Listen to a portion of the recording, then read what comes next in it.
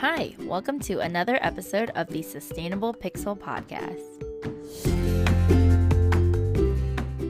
Hello everyone and Happy New Year. I know it's been such a long time since I last published an episode, and it's honestly been a really crazy couple years. This year, I'm not sure how often I'll be able to publish any episodes, but I do have a few in the vault that I now have ready to share with you all. And because it's been so long since I had an episode, I am publishing 2 this month. As you may be able to tell from the title, this first episode I have is about being vegan. This is especially fitting because I learned that January is also known as Veganuary. Now, some of us like to make New Year's resolutions. Eating healthy should be one of them, and having a vegan diet can be healthy. That's if you do it right. And I know a lot of you may find being vegan a foreign concept, and you may not have good experiences with it. So that's why I sat down with a couple of my vegan friends to give you all an introduction to being vegan, and this also gave me an opportunity to get to hear exactly what inspired my friends to be vegan, and we'll get some recommendations from them on what to eat. And because everyone's journey and food preferences are different, I wanted to get a couple of perspectives. So that's why I have 2 parts so far for what I'm calling my Meet My Vegan Friends series. This first episode will be with my friend Stacey.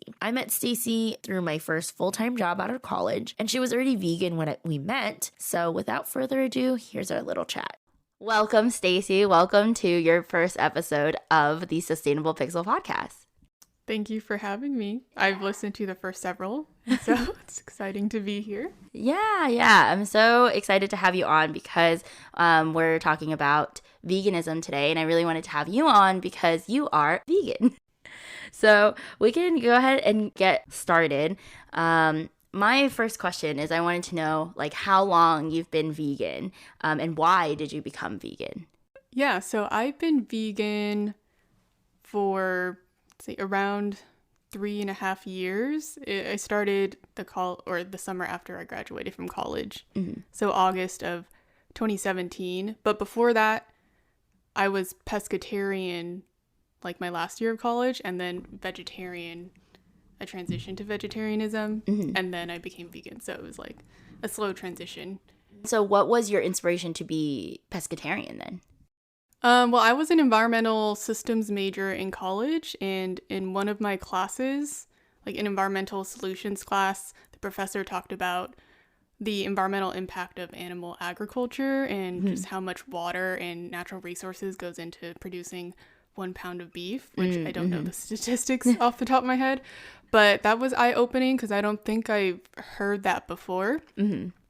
And I also had a couple friends, a couple of my roommates in college who were vegetarian already.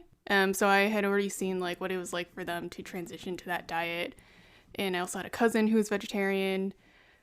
So I thought it would be easier having that diet with other people that were also eating similarly so that we can cook and go out and eat together. Yeah, I forgot the question. Why did I become pescatarian? So it was mostly for the environmental impact side of things. That's what I was introduced to. But then I also watched some documentaries like Cowspiracy and What the Health with my friends and learned more about the health impacts or health benefits of going vegan, and also all the stuff that you are eating when you're eating meat and dairy products, which I also felt after eating, especially being Chinese, Asian cuisine, it can be very meat heavy. And I felt like I was eating a lot of that in college. And I think my body was slowly starting to get tired of eating so much of it. So I felt like I just slowly would be able to cut out meat first. Yeah. In terms of seafood, I still really like shrimp and fish. I mean, I didn't really eat raw sashimi or raw fish or anything. It's mostly just cooked fish. So I wanted to at least still have that in my diet. Okay. But then now you don't, right? Yeah, after that, after cutting out meat for a few months and then still eating things like shrimp and fish, it still felt like I was eating meat just because texturally, it felt odd. Oh, okay. So I thought, okay, maybe I can cut out the seafood too. Oh, interesting. Okay, yeah. I have heard that a lot actually with some people who they started out like doing vegetarian or pescatarian, and then kind of like eventually transition to being fully vegan. So you have been vegan for like how many years now? Almost 3.5. So what do you like about being vegan? And what are some examples of things that you eat and cook? Well, to answer the first question, what do I like about it? There's several things. I think first, I did enjoy cooking before, but I wasn't like the type of person that can just cook on the fly or like improvise my cooking. I would have to follow a recipe. And, you know, me especially moving back home after college and living with my parents again. My mom still cooked a lot of meals. So I think it also, you know, I don't want the burden to be on her. I mean, she cooks vegetarian food really well, especially since Chinese food, you can easily veganize a lot of Chinese dishes. Yeah. But I think for me personally, I enjoy the challenge of me trying to like learn how to cook more dishes for myself, like cooking and baking, and challenge myself. So like kind of to be more creative? Yeah, more creative. Yeah. Like both when I'm cooking and also when I'm eating out. How can I like, if I have to customize a dish, how can I make it vegan if there's no vegan options available? But so it's mostly challenging myself also because before I wasn't like the healthiest eater anyways, and I had like very particular taste. Like I wasn't the type of person that can just eat a lot. Like I eat anything. Yeah. You know, I always tend to stick to what I enjoyed eating. Uh-huh. So I felt like going vegan was a good way for me to, which may sound ironic, but expand my food palette. Oh, okay. Well, that's good. Yeah, because you might think, okay, well, you can eat much less Yeah. when you're vegan, but there's still so many like food, like for example, vegetables, like so many vegetables out there that I probably never even tried. So I think, yeah, it was a good way for me to try things that I've never eaten before. Okay. Because my diet was already so limited. Yeah. Wait, so sorry, can I want to know, what were you eating before that was like unhealthy? Were you just eating like a lot of junk food or? Not well, in college, I would say as a college student. Okay. Junk food. I mean, I try not to eat processed food as much, but you know, like fried food. I don't know, like fried chicken, steak. Okay. So like mostly meat and like not much vegetables, because you said that when you went. I still like enjoyed eating a lot of vegetables. Okay, the meat, it was mostly like fried food. I mean, I definitely tried to cut down on red meat. I think it was the dairy and the eggs. Oh, interesting. It's just like I enjoyed eating a lot of sweets. Sweets. And okay. also like a lot of boba in college to the point where I was like, I don't think my body's reacting to this well anymore. Maybe. Wait, but boba is vegan. Like most. Oh no, milk tea. Like when they use real milk? Because most places use non-dairy creamer. I wasn't, well, yeah, I don't know what I feel like now that's more common. Oh, okay. I don't know what it was like when I was in college. I never bothered to ask. So maybe it was non-dairy creamer. I don't know. Oh, okay. But either way, I still felt like every time I drank milk tea, I was like, yeah, this is too much. Well, unless you're really sensitive, because yeah, most places should use non-dairy creamer if they're authentic. And if, like, I would say if you're super sensitive, because I did have a former manager that had IBS, and then they said that actually, like, some of the non-dairy creamer, like, it could have traces of dairy, and, like, they were super sensitive to any kind of dairy. So that's why, like, for them, like, they had to be careful with boba as well. But most people who are lactose intolerant, like, it's okay. But anyway, so what are some things that, like, you like to cook then? Like, since you were able to, you know, when you're starting to become more vegan, you know, you were learning to, like, cook more and, like, be more creative with what you're able to cook. And then also, like, when you go out to restaurants and stuff, like, you know, what are you normally, like, ordering? Nowadays when I cook, I think it's easier. I mean, basic stuff like pasta, like make a vegan sauce and then just add vegetables. And I guess sometimes if I have vegan meats or protein, which I try not to eat too much of because it's still processed. And my body can definitely feel it if I'm eating too much of that stuff anyways. Yeah, like pastas, Asian, like Asian food, like Korean tofu soup, just stuff that I can make in bulk. Yeah. And then like give myself a lot of meals of, especially since aside from my sister, when she's home, she'll eat with me, but usually my family doesn't eat the vegan dishes I make just because they'd rather eat their own thing. So I'll always have a lot for myself. Like stir-fried noodles, rice dish, stir-fried veggies, tofu, a lot of tofu. Oh, okay. And Any beans? Beans. I guess when I go out, Okay. it's not. I wasn't used to cooking beans for myself. It's not. Okay. And it's not common in Asian dishes, at least. So maybe if I go out, like if I get Mexican food or if I get like a bowl or something from a restaurant, then that's when I would eat beans. Sometimes, like some things I've tried, it's like chickpea tuna. But yeah, some of the dishes I make, I don't think beans would go with it that well. Oh, okay. At least for me, I prefer not to put beans in the types of things I eat. So yeah, that kind of goes to what I was saying earlier, like challenging myself to find ways to incorporate other types of protein in my diet that I don't normally cook for myself. And that's something I'm still, trying to figure out. Yeah. I mean, it's all like a process, like, because I mean, I feel like as like we get older as well, like our palate will like slightly change, or like maybe like you kind of just get tired of like cooking the same thing, so you want to like cook some new stuff as well. But like, was there anything that you found like particularly like challenging or difficult when you like became vegan or pescatarian, like when you just kind of started this process of like cutting out like meat and dairy and stuff? Well, when I was first pescatarian, it wasn't that hard because at least I knew that there might be like a fish or like shrimp thing on the menu that I could eat.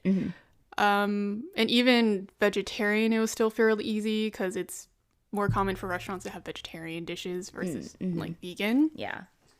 But definitely when I became vegan, I guess it also depends like where you live and how accessible vegan restaurants are, but it doesn't have to be an all vegan restaurant. You can still go to like a restaurant that serves meat and they can still have something vegetarian or on the menu I could eat, or that I could customize it. But I guess the challenging part sometimes may be the social aspect of it. I mean, my family and friends, because I also have friends and family members that have different diets as well, so it's not like I'm the only one that they have to accommodate. But I feel like I personally don't want to be an inconvenience to other people, even if other people are very thoughtful and they want to like find a restaurant that they know that I could eat something at. Yeah, I don't want people to feel like they can't go somewhere they really wanted to go because they don't think I could eat something there. But it is also just one meal out of my day. So if I do end up going somewhere that's not that vegan friendly, I'll just make do with what I can get there. Okay. It doesn't really bother me. But yeah, just for me, I don't want to like feel like I'm an inconvenience to other people, but also when I'm eating with friends, usually my friends are much more open. Sometimes they say, oh, I've never been to a vegan place before. Do you want to like pick some place out and I could, like we could go together? Or I also have friends that are also vegetarian or vegan. I even have a friend that I inspired to, she was inspired by me to go vegan, so that was cool too. That's awesome. One thing is that sometimes, oddly enough, the vegan option at restaurants may be more expensive than like the regular dishes. Even if you're taking a regular meat dish and you're just subbing like with vegetables, like they either don't cut the price down or it's still more expensive for some reason. So I feel like, yeah, especially when I eat out, I feel like I'm spending a lot of money. And another challenge would be, I guess, living in a household with other people that are not vegan or even vegetarian.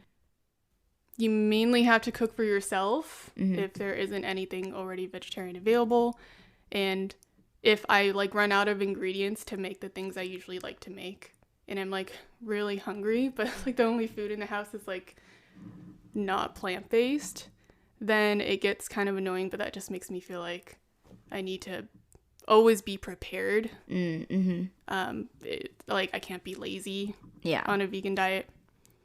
Another random thing is like food waste, which is really like if I go to a restaurant and they accidentally put like cheese on my sandwich, I'm not going to not eat it. Okay. So sometimes, like if it's not like too much cheese or mayo on the sandwich to where like I'm kind of grossed out by it, then I'll eat it. But also in my household, there's also a lot of excess food made from my parents or other people that cook. And if that food is not eaten, I feel bad throwing it away or putting it in the compost. But like I can't help them eat that because it's not something I would eat. Yeah. So yeah, those are just some random challenges. Okay. So I heard this, this person was vegetarian, but someone told me if they like go over to someone's house and they like cook them like a steak, and they didn't know that they were vegan, like, or they didn't know they were vegetarian, like they would just eat it. And I was like, oh, okay. Like, and 'cause that's what I was like, thinking of when you were saying that you don't want to like inconvenience people.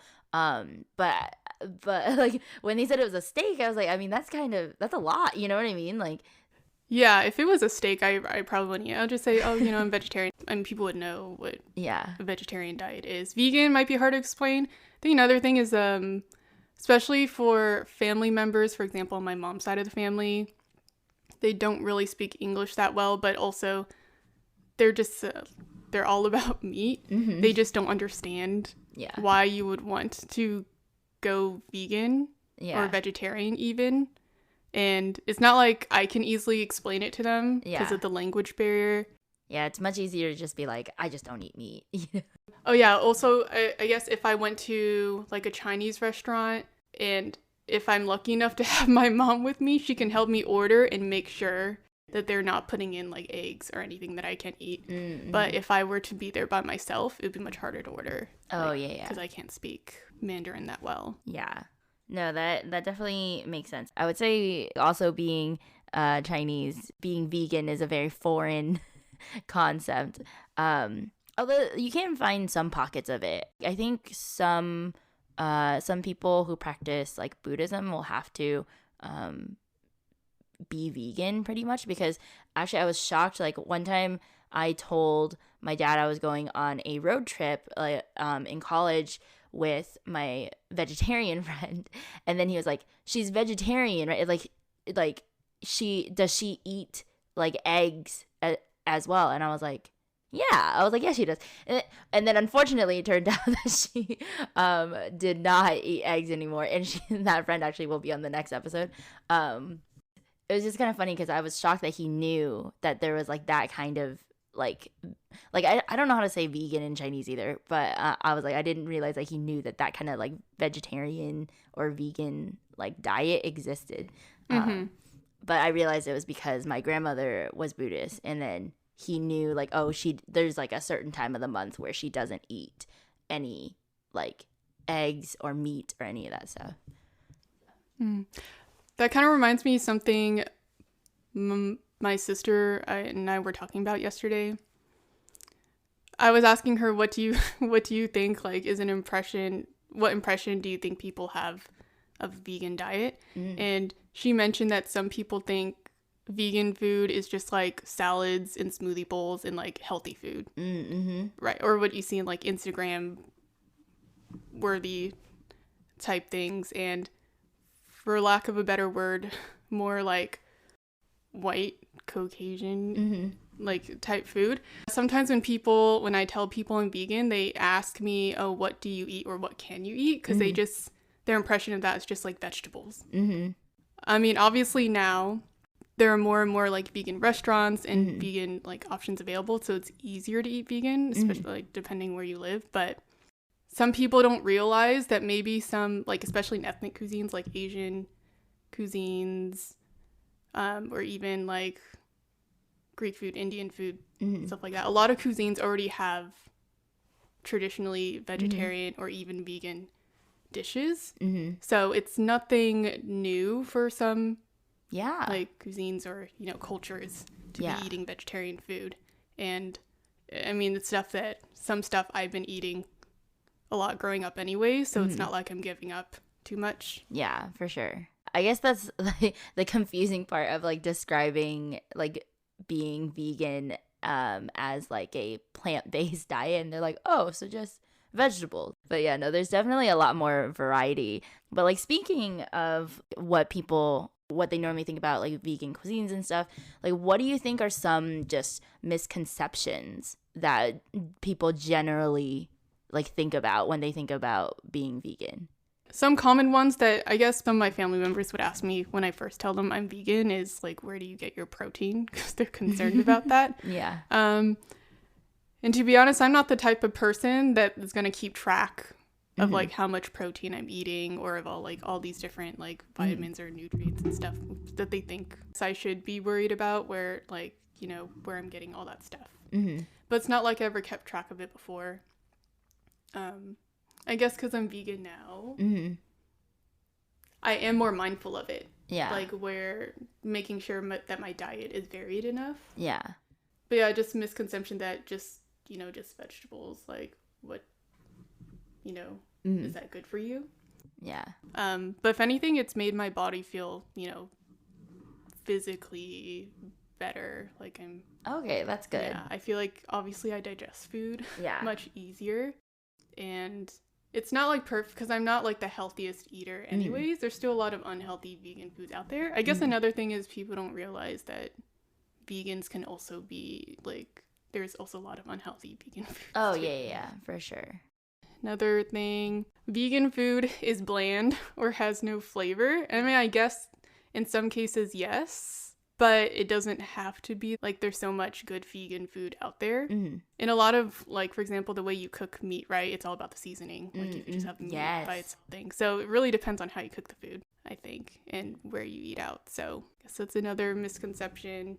And also that vegan food it's kind of tying back to the other things. It's like, oh, if all you eat is vegetables, how exciting could a vegan diet be? Just like you're missing out on so much, which sometimes my dad or other people may say, oh, I feel so bad for you that you can't eat this right now. Like if he's eating a steak or something. But me personally, I'm like, it's been so long since I've had that type of food. It just doesn't appeal to me anymore. Yeah. And I feel like there's so much good vegan food that I am eating nowadays that I don't feel like I'm missing out. And like restaurants that are being very innovative with how they cook plant-based meals and new vegan products. And yeah. I think just in general, family members, when they don't know enough about something, they're always just like imposing like their own views. And I was like, okay, yeah, but like clearly you're vegan for a reason and you like it. So it's like, you can feel sorry, but you're like, but I'm not sorry. But yeah, so do you have any advice that you would give to anyone who's like thinking about going vegan, or that like they've had bad experiences? Like, well, what would be something that you would tell these people? Well, I guess first off, for those that have had bad experiences with vegan food, even if they weren't like planning on transitioning to a plant-based diet, if they just had a bad impression of it, I hope that first experience wouldn't, you know, deter them from trying it again, because there's just so much stuff you could try out. Yeah. Nowadays, and I've had my bad share, a share of like bland and, you know, not exciting vegan food. So I totally understand. Yeah. So like first and second, and like any bad experiences, give it a chance. Yeah. So definitely there's more to try out. And I mean, there's also a lot of dishes that like meat-based dishes. There's vegan versions of almost everything these days. And they may not, I mean, aside from like the protein side of it, like the flavor profiles, I mean, it might not taste so different. So vegan food is not necessarily completely different in taste or anything to what you may be used to. So yeah, just try different things out. There's a lot of great YouTube videos, or just like if you have friends that are vegetarian, ask them what their favorite places are, especially in the Bay Area. There's a lot, particularly in certain parts of the Bay Area. Like I live in the East Bay, like Hayward, and not as much as there would be in like Oakland or San Francisco. There's always those hidden spots. So you'll find it even if you don't think it's near you. Yeah, like there's always options. Yeah. And for those trying to transition into a plant-based diet, I mean, it was a slow transition for me because I was vegetarian and pescatarian before that.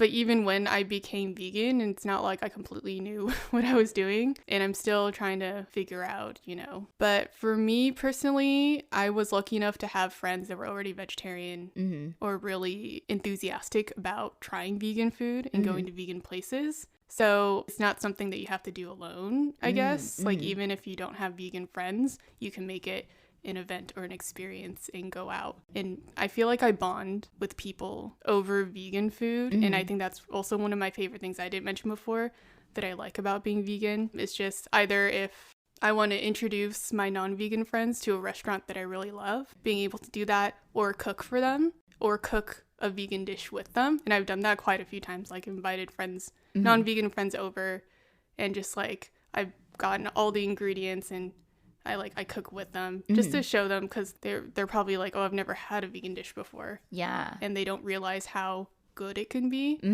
So I guess doing it with other people, that makes it more fun and less daunting. You definitely need to do your research too. And I'm not an expert, definitely. But yeah, as I was saying, like, should I be taking vitamins? What am I not getting in my diet now that I should be getting more of? I guess such as like vitamin B12. Things like that. So definitely do your research, and there's a lot of different sources and they may say different things, which can be difficult, and even your doctor may say something differently too. So I guess, doing some research and figure out what may be best for you in the moment. And of course, it's always an evolving process. You don't have to be perfectly vegan from the start. It's a process. So would you say that that's something that you wish you had known before, like, going vegan, just like, oh, that it's a process and that you'll figure it out? Yeah, it's been so long, I don't remember what I was thinking going into it, but something I wish I knew before going into it, I don't think it would have made difference, is knowing that, well, you're gonna have to cook a lot more for yourself. Working a full-time job, but also like coming home and trying to cook for yourself can get kind of tiring. And I still eat out a fair amount. I mean, there's like a balance. You don't have to like cook every meal. Yeah, and luckily, I'm surrounded by people in my house, primarily my mom, that also cooks a lot. So that's very helpful. But yeah, just I guess something that I didn't know was how much I would have to cook or prepare. Yeah. As I mentioned before, I'm not the type of person that can cook on the fly. But you think that you're better right now? Oh, yeah. Like, I think it's definitely improved. Yeah. But for example, if I find a vegan recipe that I really want to do, I mean, there are very simple recipes, right? But I like the very exciting recipes that may take up a lot more time or a lot more ingredients to prep. Like, for example, if I want to make like a KFC style vegan fried chicken made from tofu, like that ended up being really good. But especially if you're cooking by yourself. It takes so long. And sometimes when I cook for like family, like holiday parties, and I'm cooking like a vegan pasta bake or a lasagna or something, and I'm making it myself, and it takes me like 3 hours just to prep all the ingredients and then bake it and make the sauce. You have to blend it. It's like all these different steps. And then my mom would be like, why is making vegan food so hard? Or like, why does it take so long?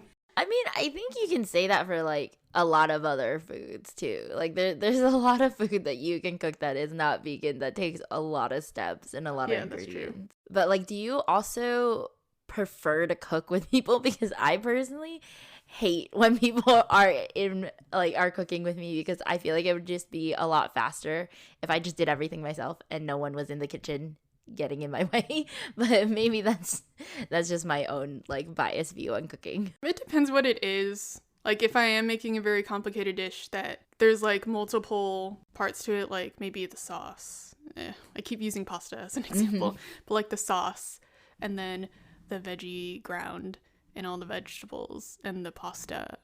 And I also like to cook, especially when I'm cooking for parties, I tend to cook multiple dishes, right? It's not just one. So I definitely think it's helpful and more fun to have people help me cook. But it's also like kind of like you're the project manager and you have to delegate all these tasks. That can also be stressful, knowing if you're cooking multiple dishes at once, like when to start this part so that at the end everything is done at the same time. That's not necessarily related to vegan food. It's just like cooking and managing other people. Yeah. Well, and also just like managing time, right? Like, because, you did say earlier that like when you made this switch to going like vegan, you had to be better about planning because you need to make sure you have the ingredients and all that stuff. And honestly, like cooking multiple dishes is so stressful, regardless if you're cooking like a vegan dish or a non-vegan dish. I realized that more since going vegan because that's when I started cooking more often. And so I didn't really think about that too much before. And since going vegan, I've had, I've invited different groups of friends over. And usually it's either like their first time. I mean, some of them that may not cook that often either. So it's really me instructing them, oh, this is like how you chop it, or this is how you can tell if this is finished cooking. So kind of separate, but also just goes back to the fact that I enjoy vegan cooking as a bonding experience with friends and family. Yeah, well, that's good. Then I guess like the social aspect, like you're still able to still have it like as a vegan because you get to like cook with people and like have that bonding experience still. So this is gonna be my last question because I love hearing about different recipes because I really love cooking, and I'm not vegan, but I'm very open to trying like vegan places. So what are some like favorite recipes, restaurants, or businesses that you want to share well, with the listeners, but also with me, that are like your favorite like vegan like foods or places? I would first like to start by saying my favorite vegan YouTubers or influencers. I think that they're like chefs, right? So they have a whole bunch of like recipe blogs and YouTube cooking videos. And actually something I didn't mention in the very beginning, I think I was subscribed to several vegan YouTubers before I went vegan. Oh, nice. And so I think they were also one of the reasons why I found having a vegan diet not as daunting or more approachable, just because I can see how they, have handled their plant-based diet from day to day. And they posted very exciting recipes that made vegan cooking seem fun, like not like I would be eating boring dishes all the time. So one of them, her name is Lauren Toyota, and her YouTube channel and blog is called Hot for Food. And I don't know if you remember at my food waste reduction workshop, I showed one of her videos. Was it the mac and cheese thing? Yeah, she was making like improvising a dish based off of leftover ingredients she had in her fridge. Yeah, that's great. Yeah, and I have 2 of her cookbooks in my house, and I cook a lot from those cookbooks. So Hot for Food, and then someone named Remy. I don't know what her last name is, but her YouTube is Veggykins. I could share the links with you later, but she's vegan and gluten-free as well. Oh, okay. And Sweet Simple Vegan, which is a YouTube channel, but all these people have blogs where they post all their recipes. And so they're a vegan couple, and they're very entertaining. And now, like, their vegan YouTube channel is their full-time job, so they post a lot of content there. So those are good starting places. And they make, like, food from all different cuisines, too. But in terms of recipes, I'm not sure how to... I mean, like, what are your like go-to recipes? Lately, it's this Korean soft tofu soup. Nice. Like sundubu? Yeah, sundubu. Yeah, I make it a lot just because it always turns out good. And you can, like, add any, vegetables that you have. And it's something that I don't really get tired of. It's just, like, soup and rice or whatever you... Yeah. Sometimes if I don't have rice, then I'll add like udon noodles, something turn into noodle soup. I love it. It's like you work with what you have. It's that like zero waste mentality. Yeah. So definitely Korean tofu soup. Things that I would only make on special occasion, just because maybe it's too heavy to eat regularly, would be Hot for Food. She has a vegan nacho cheese sauce. Oh. That it really tastes like nacho cheese because obviously there's like jalapenos in it, but it's also... The base is potatoes and carrots, which you boil to make it soft, and then you blend it with all these other ingredients to make it like a creamy nacho cheese sauce. So that's very versatile. I've mixed it with pasta to make macaroni and cheese. You can, eat it as nachos, put it on baked potatoes, dip veggies in it. You can do a lot with it. Yeah, and like pasta.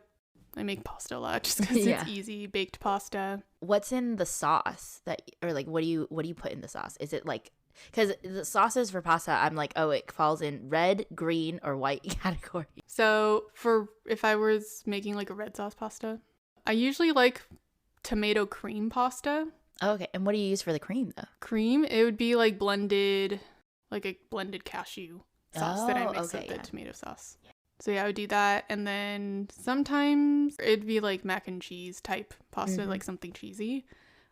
There is this kale pesto sauce that my sister showed me that we've made several times, that if I was feeling pesto, then I'd do that. And it's a good way to get that protein in because of all the kale. And for desserts, I baked a lot too. But my go-to thing that I like to bake would be Veggiekin's chocolate chip cookie recipe. It's oil and sugar, refined sugar free. So it definitely feels healthier when I eat it. Obviously, it's still a dessert, but it's a healthier version and it tastes really good. Yeah, so that's it for recipes.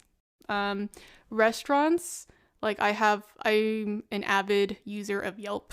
That's how I track, like, for every city I go to, or even if I wanted to travel to another country, if I run into vegan restaurants in another country, I'll bookmark it just so I can remember if I end up traveling there, I'll know where I want to eat.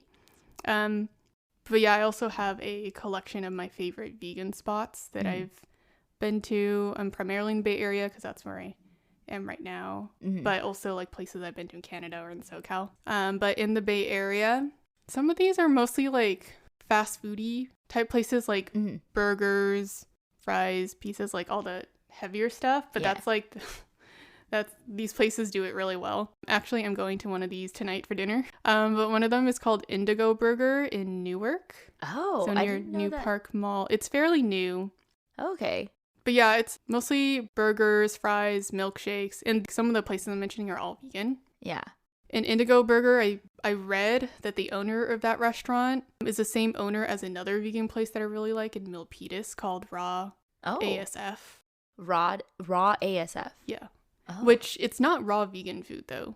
Oh. But I think they probably just call it raw because it's like plant-based. But they have like wood-fired pizzas and like smoothie bowls.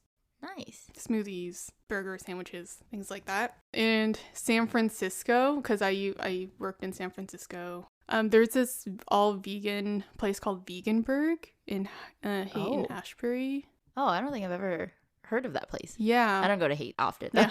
That's a place where I've taken several friends. I even recommended it to one of my co-workers and he really loved it. I thought you were going to say vegan picnic. Like in the marina. We went there. Yeah. And since I work in Oakland now, I've had the chance to try out. There's a lot of good vegan spots in Oakland, like both in Chinatown and in the general downtown area. So one of the places that I go to a lot, Golden Lotus Vegan Restaurant. Oh. So it's all vegan Asian food, and I think they have dishes from different. Is that one in Chinatown? Mostly Chinese. I don't know if it's not exactly in Chinatown, but it's very close to it, like a couple blocks down. Okay. I feel like I might have been there, but I'm like, because it's like a lot of like Vietnamese inspired dishes, right? Or no? Vietnamese and Chinese. Chinese. Okay. Yeah, it's really good, and I guess cheaper. Eating in Oakland is generally cheaper than it is in San Francisco. Yeah. So, and actually noticed that the menu for Golden Lotus is like almost exactly the same as the menu of two other vegan places. There's one called Golden Era in San Francisco in Civic Center area. And then another place called Blossom Vegan in Pleasanton. The menus are almost the same. So I don't know if it's the same owners, but I didn't read about that anywhere. Maybe they want it to be incognito. But if for the one in San Francisco, like since it has golden in it, I was like, I feel like it's highly likely they might be the same owner. Yeah. Those are some examples, and there are definitely a lot of vegan bakeries. Oh, and, like, dessert places too. Yeah. Gotta get those sweets. You gotta eat like every meal, like your main dish and then also your desserts. Yeah, I think that's a challenge for me is when I run into a vegan item on a menu or a vegan place, I feel like I have to buy something from there just because I want to try out like what their vegan food tastes like. So that's why I end up spending much money because I'm just like so excited to support vegan businesses and just try out things. Even if I'm at the grocery store and I see a new vegan product that I haven't seen before, I'm like, I have to try it. So I'm definitely eating well, I would say. Yeah, I mean, well, that's good as long as you're happy. When I think about food, I'm like, food makes me happy, so you know what, it's all good. Who cares about a diet? Also, diets are bad for you anyway. And all the listeners that I have, you're all over the globe, so please look up any vegan like places, like businesses or restaurants near you. But if you happen to be in the Bay Area, these are some really great options that Stacey was able to share with us. So thank you, Stacey, for sharing all of your knowledge. And I would definitely link all the links of the like vegan bloggers and influencers, just so that, like, you know, if anyone wants to try to cook some like new recipes and try those out, you'll definitely have the resources to be able to find those.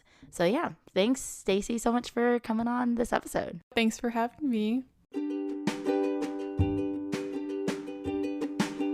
Thanks again to Stacey for coming on to talk about your vegan journey. Super appreciated that you're willing to come and share. As I mentioned, I've included links and names in the show description of the YouTube channels and restaurants that Stacey suggested in this episode. So please look at the show description for those links. There's definitely some misconceptions about vegan food not tasting good and only being raw, uncooked food, and that they only eat nuts and beans. But I hope this episode sheds some light that that's not always true. I've personally tried some of the vegan restaurants that Stacey mentioned and thought they were really good, so have an open mind and try them. Eating more plant-based meals benefits not just your health, but also the environment. Since we recorded this episode a while ago, some of the businesses Stacey mentioned are no longer open, but most of them are, so please go and support these local businesses. But if you're not in the Bay Area, I encourage you to look up a vegan restaurant near you to try. But you have some recommendations for when you do come to the Bay. Now, that was the end of part 1, and as I mentioned in the beginning of the episode, I have another part coming in this series where I talk to one of my lifelong friends about her vegan journey. So stay tuned for the next episode dropping next week. That's it for this episode. Don't forget to subscribe to my podcast to get notifications when I have new episodes, and follow me on Instagram and Facebook. I would also greatly appreciate if you shared this podcast, share it with your family, friends, coworkers, and as always, be safe, stay healthy, and make good choices. Bye.